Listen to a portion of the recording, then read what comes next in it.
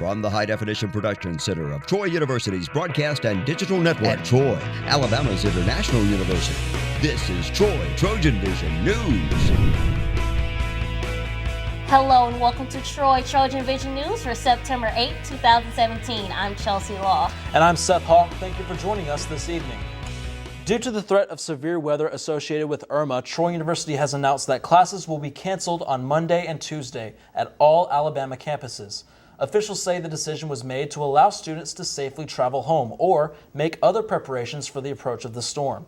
The university will continue to monitor the hurricane as it approaches and will communicate plans beyond Tuesday via email and the SOS alert system. There will be provisions for shelter on campus for students remaining in Troy. Students will receive updates about the status of campus shelters via SOS and email. Essentials campus functionings, including dining, public safety, and residence hall, will remain operational. Once again, Troy University's Alabama campuses will be closed on Monday and Tuesday due to the threat of Irma.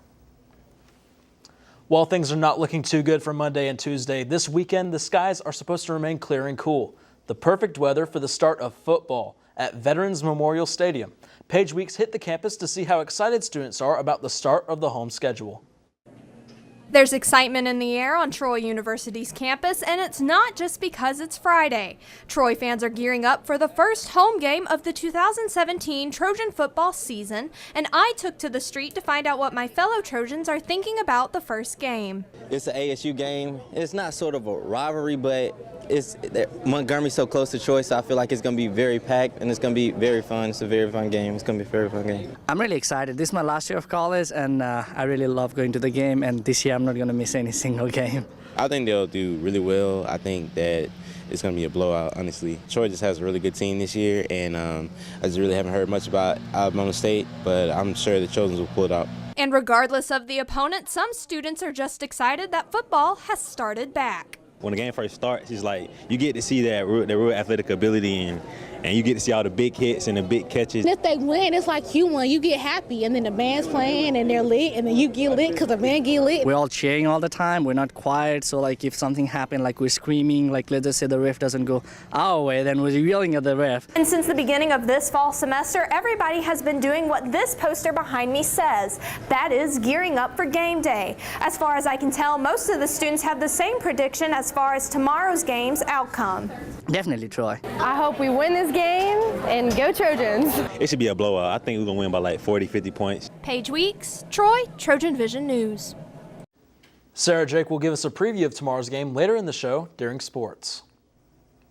The game might not be until tomorrow at 5, but last night around 5:30, the student section of the Vet was already packed with eager Trojans ready to cheer on the team. Anna Kate Patterson has the action from last night's Pep Rally.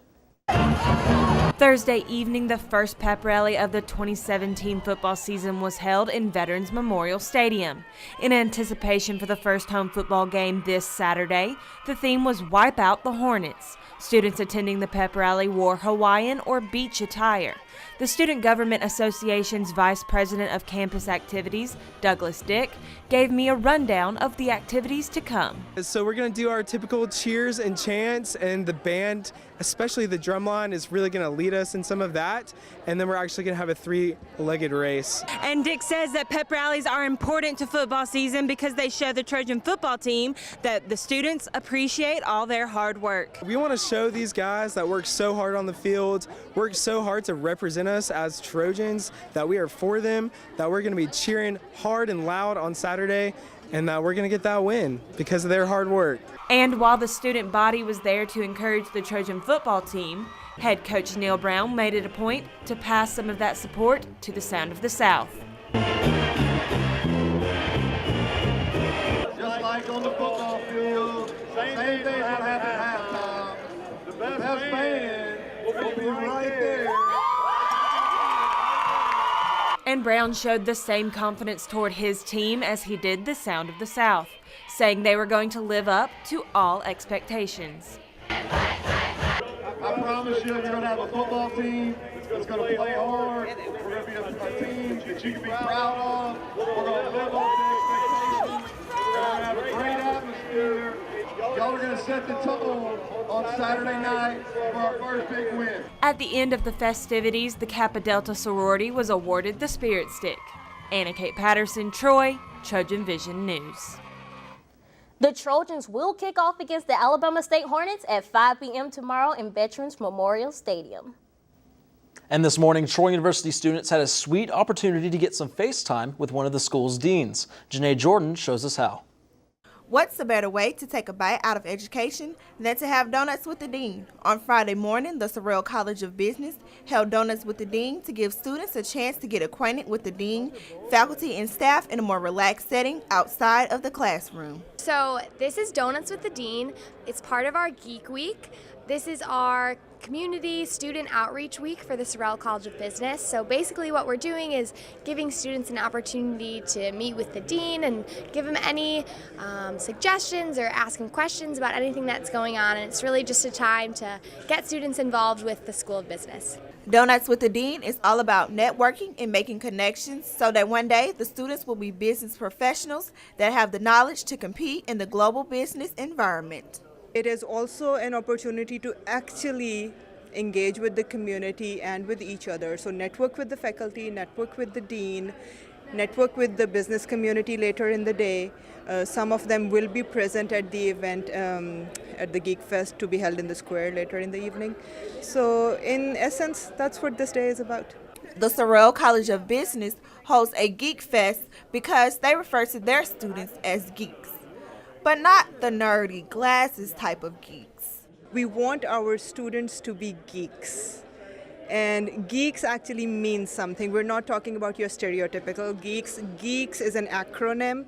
We want our students to be globally aware, ethically conscious, engaged with the community, knowledgeable, and successful. Geek Fest will be held in downtown Troy on the square featuring the group Park Band at 7 p.m. Anyone is welcome to come. Janae Jordan, Troy, TrojanVision News. The College of Business will keep the fun going tonight with a concert on the square featuring the Park Band tonight at 7. When someone mentions South America, it's likely that most people think of it as a totally Spanish-speaking continent. Well, last night, the International Student Cultural Organization learned about one of the countries that defies this stereotype. Nathaniel Rodriguez has the story. Troy University's International Student Cultural Organization held a presentation Thursday night on the only South American country with English as its official language, Guyana. The presentation was given by Guyanese student Alex Brassington and covered the history of Guyana as well as its culture, which is a mix of East Indian, European, African, and Native American influences. My country is a beautiful place and I love it, but I feel what makes it special is all of the different types of people that live there and came there, and how they came together and made this unique country that is a strange blend of all their cultures. Brassington said that there are some misconceptions about Guyana. For example, some people believe it is actually a part of Africa instead of South America. Another big misconception is, once they learn it's in South America, is that everyone there speaks Spanish, which is actually very far from the truth. I think less people there speak Spanish than do here. Like less of a percentage of people speak Spanish in my country than they do in America. Everyone speaks English, and pretty much only English. ISCO President Caroline Hughes said she found the amount of diversity in Guyana interesting, as well as the country's geography. Well, I didn't realize that 80% of their country was forest area. I thought that was really neat, and how some of it has been untouched by humans. So that was really cool to learn about that. Nathaniel Rodriguez, Troy, TrojanVision News. The next ISCO event will be an all-day celebration of International Peace Day on September 21st. Now, the latest in Trojan sports on Troy TrojanVision News. Hello and welcome back to TrojanVision Sports. I'm Sarah Drake. After shattering the attendance record last season, the Trojan football team will be making its 2017 home debut tomorrow night when they welcome in Alabama State. This is the first meeting between the two teams since the Trojans won a 38-0 matchup in 2006. Troy leads the series 13-2 and have won the last 10 games dating back to 1992. Both teams will look to bounce back this weekend from season opening losses. Troy lost to Boise State 24-13, and the Hornets dropped their game against Tuskegee 14-6. Head coach Neil Brown explains why fans should still be enthused about this season. We've got to learn from it and move on. I'm not discouraged. I'm encouraged. I think if you look at it, most of the time in life is your greatest lessons are learned from failures. And we failed on Saturday, especially on special teams and on offense. And I'm looking forward to getting it corrected. Trojan Walk is set for 2:45 p.m. with a kickoff time against the Hornets set for 5 p.m. in Veterans Memorial Stadium. And from the turf to the fairways, where the women's golf team has named a new head coach. Randy Keck will be taking over the program from Bart Barnes, who is named as head coach of the men's team. Keck, who led the Golden Hurricanes of the University of Tulsa to 2 Conference USA titles and 8 overall tournament victories, was named Conference USA Coach of the Year in 2012. During his time, Tulsa advanced to NCAA regionals in 4 of his 7 seasons, competed in the 2008 NCAA Championship, were ranked in the top 10 nationally, and graduated its student athletes at a 98% rate. And the Trojan soccer team will play its 4th consecutive game away from home as they travel to Ruston, Louisiana to face off against Louisiana Tech tonight starting at 7 p.m. The Bulldogs lead the series 4-1 with a 1 draw.